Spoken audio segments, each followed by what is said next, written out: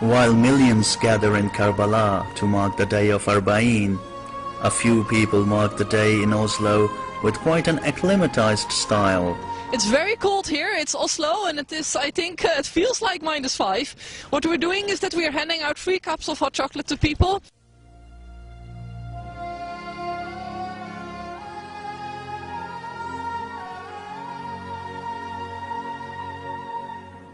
Stands were set up in 2 key locations of the city, in the center and the east end. They got their inspiration from an Arizona-based group who came up with the idea of water for Ashura.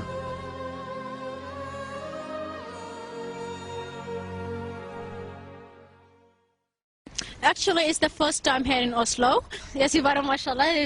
I didn't believe that it's going to be so great. We have talked with a lot of people here, and a lot of people didn't know about Shia Islam. Now they know about it. There is since Ya Hussein, and some text in Norwegian about what he stood for. It's black with a text also about more detailed information about what happened. From designing the printing material to getting it printed to setting up the tents and preparation of the hot drinks, it was a truly coordinated teamwork of several weeks before the project was realized. I'm sure that Ahlul Bayt was standing with us, and the other one who just, I feel like they're standing with us right now. We have a sister that will show you how to make chocolate. We use milk powder and water. It's for our brain, Imam Hussein. We mix it up with chocolate, hot chocolate, and sugar. It's a very nice feeling because when you're standing here doing this, I just remember how Radia didn't get milk. I remember how Ruqayya was thirsty and how Sayyidah Sukaina was thirsty, and here we prepare milk and we give to people in this cold, and they lived when it was very warm there and they didn't get water. So and I'm really happy that people, when they drink those drinks, they think like, why did we get this? And they read these tickets or these flyers and I hope they'll get what we're trying to tell them. I really hope so. After our Prophet, peace be upon him, died, unfortunately, bad people took over power in the Muslim world. They started to oppress people in the name of Islam. Unfortunately, we still see that today, that this happens. I just want to make the people know about Imam Hussein and the Arba'in, and let people know everything about him, because it's something that is wrong that people think about Imam Hussein, and we don't want that to happen.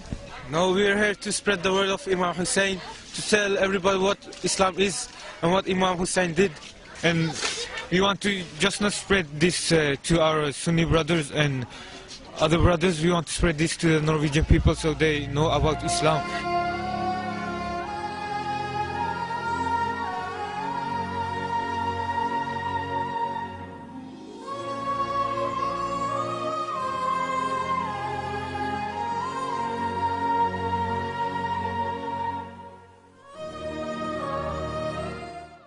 What I think is the most important message about Imam Hussein to non-Muslims is his race against injustice. It's that he stood up against injustice, and he has a very famous sentence where he says that if you are not a believer, at least be a free man.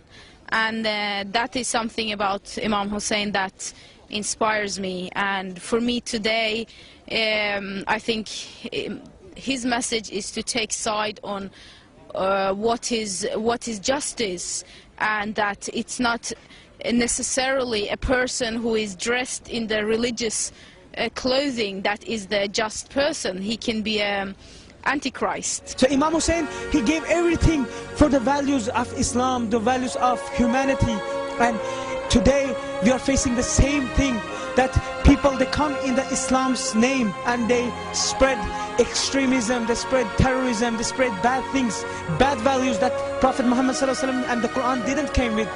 We need our Imam Hussein today also, but if you want to search to the right Islam, to the right face of Islam, turn to Imam Hussein. We live here in Norway, we couldn't be among those millions of pilgrims, but we want to say also from here that we follow the message of Imam al-Hussein, peace be upon him, the message of justice. Imam Hussein did teach us love, did teach us peace and every that, but also he teaches us a very important lesson. Yazid, he had this huge power with the army and everything, but still the courage was there. The brave heart Imam Hussein had the courage to say, even if we are few, we don't have to be afraid of the superpower. The legacy of Imam Hussein is flourishing year by year everywhere around the world. His message has reached places like Norway, once considered remote and foreign to Muslims. But Muslims have now become part of the Norwegian society and culture, and so has Arba'in.